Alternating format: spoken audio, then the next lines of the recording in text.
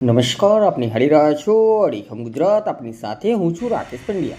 મહીસાગર જિલ્લાના મુખ્ય મથક લુણાવાડા શહેરમાં દિન પ્રતિદિન વકરતી જતી ટ્રાફિક અને દબાણની સમસ્યાના કાયમી નિવારણ માટે જિલ્લા પ્રશાસન હરકતમાં આવ્યું છે. મહીસાગર કલેક્ટર અર્પિત સાગર અને જિલ્લા પોલીસ વડા સફીન હસન સહિતના ઉચ્ચ અધિકારીઓના કાફલાએ શહેરના મુખ્ય માર્ગો પર પગપાળા ફરીને સ્થળ નિરીક્ષણ કર્યું હતું. મહિલા પોલીસ ચોકીથી શરૂ થયેલી આ વોકિંગ વિઝિટમાં કલેક્ટર અને એસપીની સાથે પ્રાંત અધિકારી, ડીવાયએસપી, મામલતદાર, તાલુકા વિકાસ અધિકારી, આરટીઓ, ટ્રાફિક વિભાગ, જીએસઆરટીસી, એસટી નિગમ, જીએસઆરટીસી અને નગરપાલિકાના તમામ જવાબદાર અધિકારીઓ અને કર્મચારીઓ જોડાયા હતા.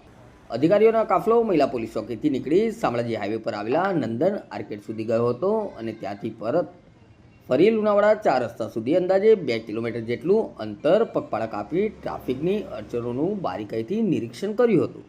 મુલાકાત દરમિયાન કલેક્ટર અને એસપીએ નગરપાલિકા સહિતના વિભાગોને સંબંધિત મુદ્દાઓ અંગે કડક અમલવારી કરવા માટે આદેશ આપ્યા હતા, જેમાં રસ્તા પર નડતરરૂપ ગેરકાયદેસર દબાણો, દુકાનોની બહાર કાઢવામાં આવેલા ઓટલાઓ તાત્કાલિક દૂર કરવા પાલિકાને સૂચના આપી. અગાઉ દબાણ હટાવ્યા પછી ફરીથી થયેલા ઓટલાઓના બાંધકામ પર કડક કાર્યવાહી કરવા જણાવ્યું. માર્ગ પર લગાવેલા ગેરકાયદેસર અને જોખમી જાહેરાતના બોર્ડ હટાવવા તેમજ શહેરની જર્જરિત બિલ્ડિંગોનો સર્વે કરી રિપોર્ટ કરવા સૂચના અપાઈ. રસ્તા પરની ખુલ્લી ગટરોને અકસ્માત નિવારવા માટે તાત્કાલિક ઢાંકવાનું આયોજન કરવામાં જણાવાયું.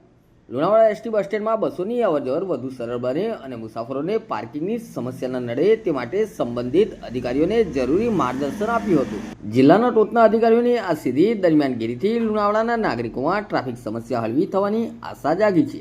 જો કે આ વિઝિટ બાદ સૂચનાની અમલવારી અંગે પાલિકા તંત્રમાં દોડધામ શરૂ થઈ છે. નમસ્કાર.